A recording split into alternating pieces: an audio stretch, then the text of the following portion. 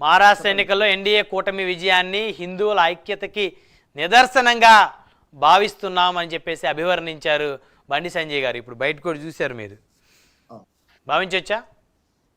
కాదు, ఎందుకంటే అట్లాంటి మరి జార్ఖండ్ లో హిందువుల అనైక్యత ప్రభావం చూపించినట్లు కాదు కదా. దీన్ని అనవసరంగా హిందూ మతం వైపు జరుగుతుంది. ముఖ్యంగా ఇప్పటికే మతపరమైన చీలిక ఉన్నది.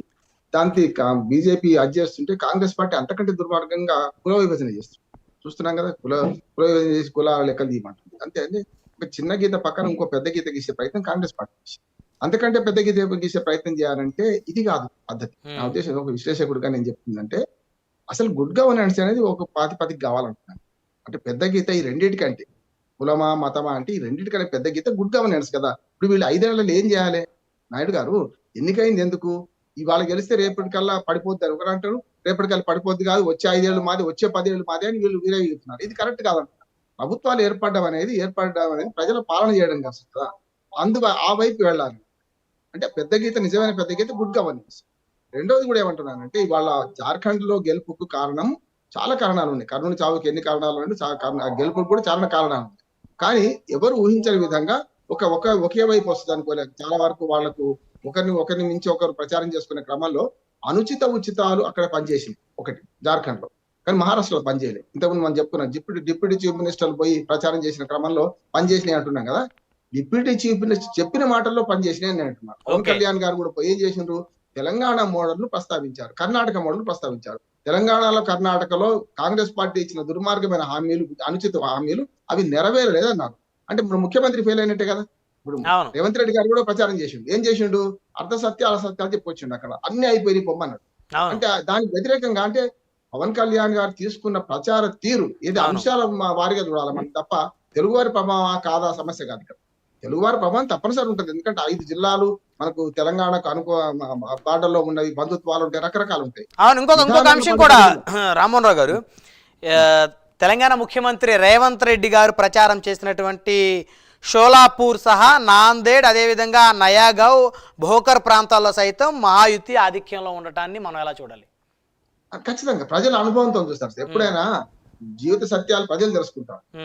మనకు గురజాడ అప్పారావు గారు అన్నట్టు అనుభవానికి వస్తే తత్వం బోధపడుతుంది. మన పక్కనే ఉన్న రాష్ట్రంలో గతంలో సంక్షేమ పథకాలు ఏం అమలైన ఏం అమలు కాలేదని ప్రజలు తెలుసుకున్నారు కదా.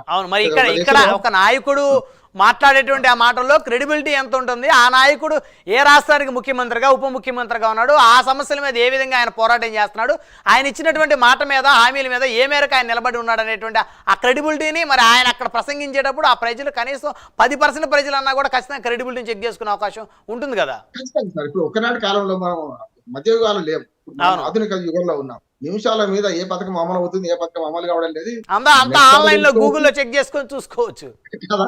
అందుకని అన్ని అమలైపోయినాయి అని ఆయన అంటే ఏమి అమలు కాలేదో చెప్పిండు. పవన్ కళ్యాణ్ గారు పోయి ఏం చెప్పారు? పవన్ కళ్యాణ్ ఒకటే కాదు, మనకు ఇటు పక్కన కిషన్ రెడ్డి గారు, బీజేపీ నాయకులు 4 పోయారు కదా, మంత్రులు, కేంద్ర మంత్రులు అందరూ పోయారు కదా.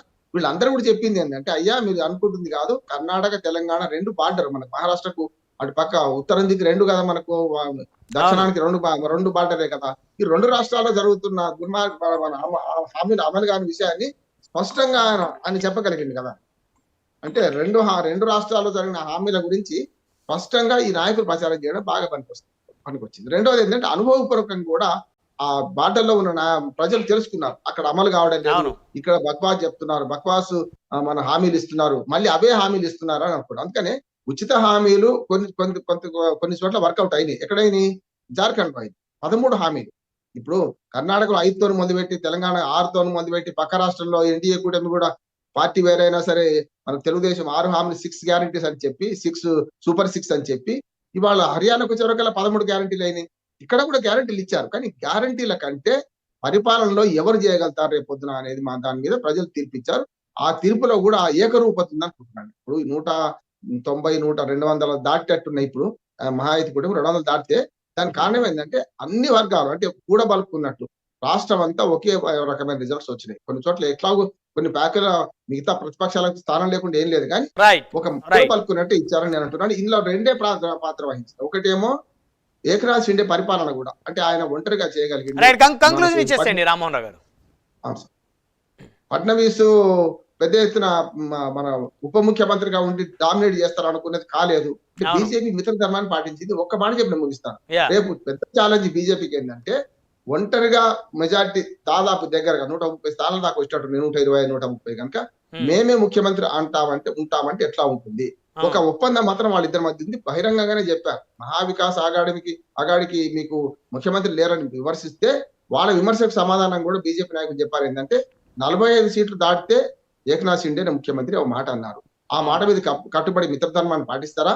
లేదు మేమే ఎన్నికైనా మేము ఎక్కువ సీట్లు ఎక్కువ సీట్లు మాకు వచ్చినాయి కాబట్టి మేమే తీసుకుంటామని అనుకుంటారు. చూద్దాం.